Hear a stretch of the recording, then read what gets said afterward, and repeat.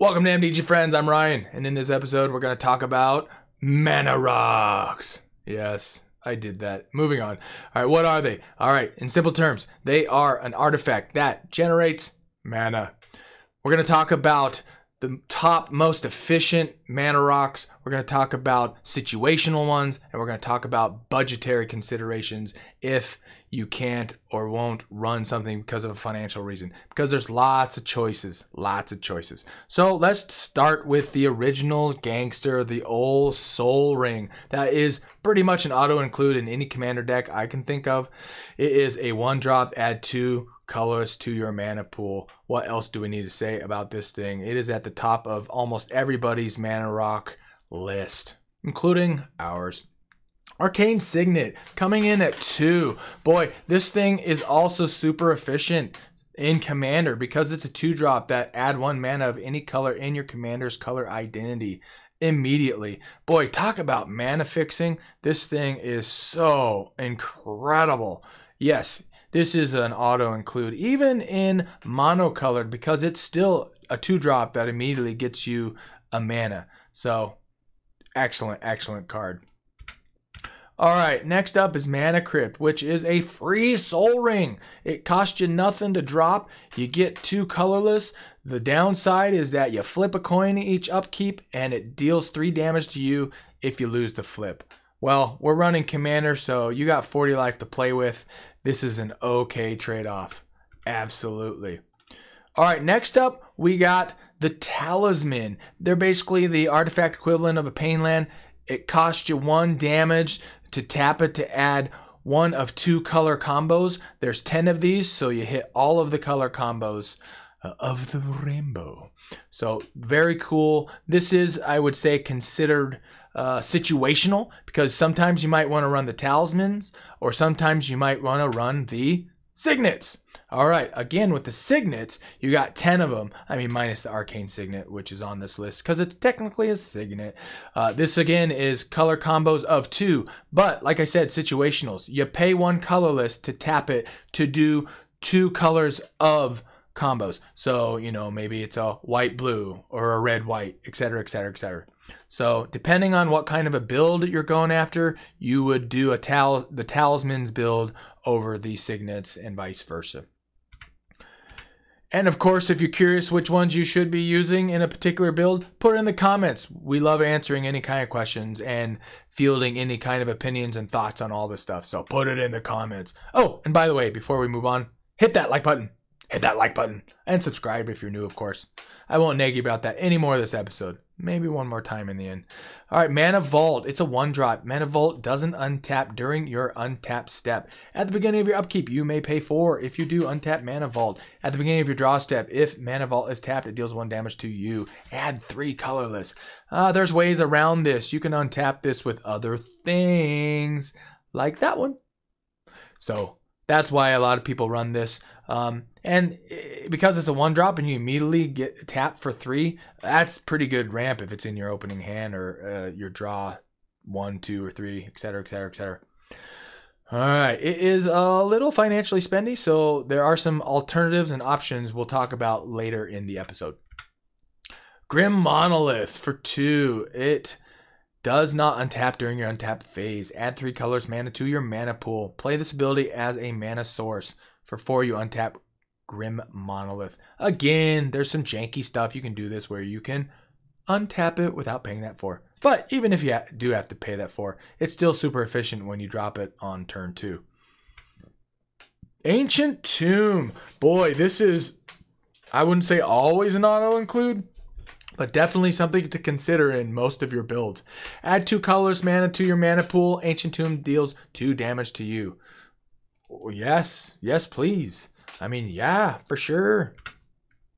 Mox Opal. This is very situational, but it costs you nothing to drop. And it's got Metalcraft. Tap, add 1 mana of any color to your mana pool. Activate this ability only if you control 3 or more artifacts, which this is something you'd want to include if you are running a lot of artifacts, which you should usually be in Commander. Mox Amber, also situational but very powerful because it costs you nothing to drop. Add 1 mana of any color among legendary creatures and planeswalkers you control. So, you know, if you're running a Super Friends planeswalker heavy thing, this might be a serious consideration. Absolutely. Again, not a budgetary card for sure.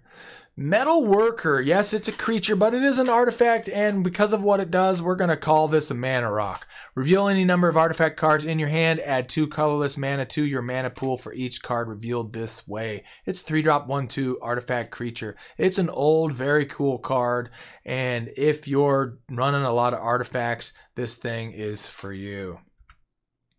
Gilded Lotus.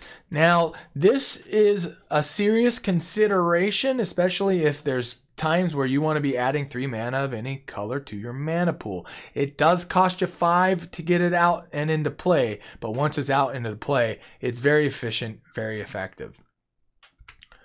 Thran Dynamo. I would put this in the budget consideration catalog because it is a 4-drop, so there's other mana rocks that do this more efficiently, but they cost more financially. So you tap it and add 3 colorless mana to your mana pool, which is great. For 4, yes, very good card. Mox Diamond. Ooh, this thing is spendy. I don't know what it was last listed at, but it's not a cheap card. But that's because of what it does. It's a 0-drop. When Mox Diamond comes into play, choose and discard a land card or sacrifice Mox Diamond. Well, hopefully you're not sacking this thing. Add 1 mana of any color to your mana pool. Play this ability as a mana source. Whew, man, that thing is awesome. Very cool. All right, Basalt Monolith. This thing is great because it can go infinite with multitude of cards.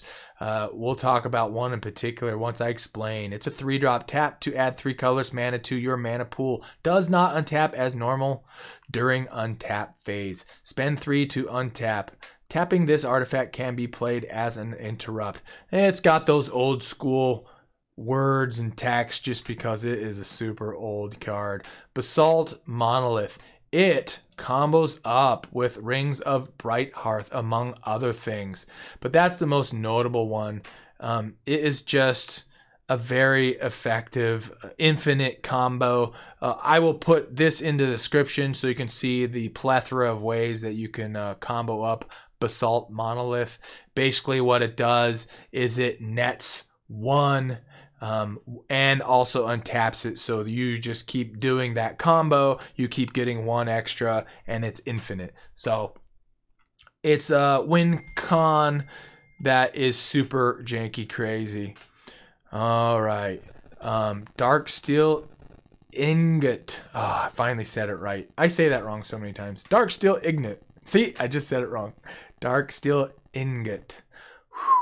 This is a situational card. You're going to play this if you want an indestructible 3-drop, add 1 mana of any color to your mana pool. Thoughtsteel Vessel, also kind of a budgetary and situational card because it's a 2-drop, but it adds the you have no maximum hand size, and then add 1 colorless to your mana pool. So it's decent. And it's not super expensive, and it is very cool if that maximum hand size is a consideration in the build you're doing.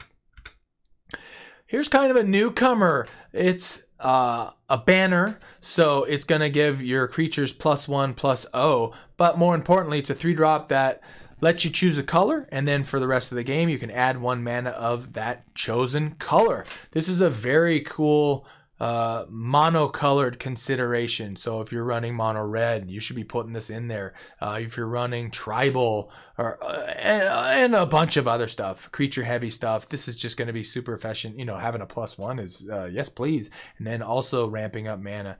Very, very great card. This one, Chromatic Lantern. This one is to consider if you're running 2, 3, 4 colors.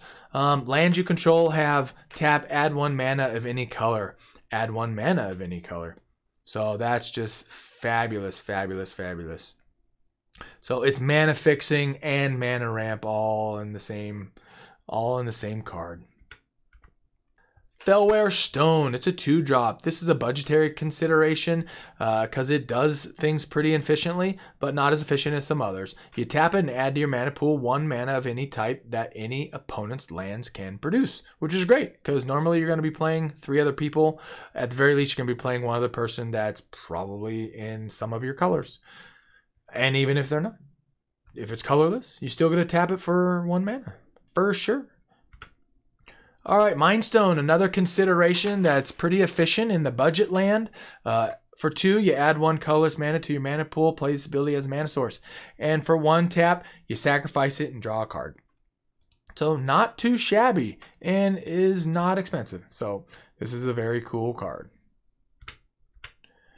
And then Commander Sphere. It's a 3-drop. Add to your mana pool 1 mana of any color in your commander's color identity. So it's not as effective as Arcane Signet, but it is still pretty cool and a budget card in case you want to throw this in instead of a couple of the other ones. Sacrifice Commander Spear. You can also draw a card. Okay, so to round this off, we're going to go through some sets. And we're going to start off with colored mana sets. Now this was pulled right off of a site that I'm going to put in the description. They did a really good job of categorizing this, and it's just going to make my life a little easier. So basically, we have colored mana sets, and some of these we've already covered. Chrome Mox, Lotus Bloom, Mox Amber, Mox Diamond, Mox Opal, Mox Tantalite, and Paradise Mantle. That one being really interesting because it's actually an equipment artifact where you equip it to a creature and then you can add 1 mana of any color to your mana pool when you tap it. Very interesting. Then we have the eggs, which aren't necessarily mana rocks because you have to sack them in order to utilize them for getting mana fixing. So it's maybe not necessarily what you want to be doing in your builds, but it is an option once you know that those are out there. Then of course we have colored mana things. Most people are familiar with Chromatic Star and Chromatic Sphere, and there's a few in here that are very situational. You should go through them. You know, the Pyramid of the Pantheon is a very interesting one. That is, like I said, very situational. And then these ones are of note. The diamond set, you know, for all of the colors, the blue, the green, the white, the red, and the black. You know, fire diamond enters the battlefield tapped, and then you can tap it to add a red. You know, those are very useful, especially if you're running like monocolors and you're wanting to just ramp up. And it's for budgetary reasons. These are easy to pick up and not going to break the bank. Further along the line, you know, a lot of these, like I said, we've touched on. There's some alternate budgetary considerations like the Guardian Idol, for instance. You wouldn't necessarily run that unless you're doing casual. It's similar to like Mindstone, that kind of stuff. There's more cost reduction like the Medallion series. So you have the green spells cost 1 less, black spells cost 1 less, etc., etc., etc. I run the Ruby Medallion, one of my mono red builds. And then these are definitely worth noting if you weren't familiar with them. Doubling Cube, you tap for 3 and tap double the amount of each type of mana in your mana pool. Again, a very situational card, but if you need to double up that mana to make something go off, for sure. And Galvanic Key, you may play Galvanic Key anytime you could play an instant, and then for 3 tap untap target artifact. So it's just not quite as good as the other key, but it's there for your use if you need it. And of course, no Mana Rock episode could possibly be complete unless you mention the Power 9's Moxes, which is the Emerald, the Jet, the Sapphire, the Ruby, and the Pearl. These are not legal except they are restricted in Vintage, which just means that you can only play 1 of each of them. They are just the most jankety-jank awesome Mana Rocks of all time. I personally like the Emerald the most. I think the artwork on that is just super cool. And that pretty much does it. So thanks for tuning in. Please hit like and please subscribe if you're new. Put stuff in the comments. We will respond. And thanks for tuning in.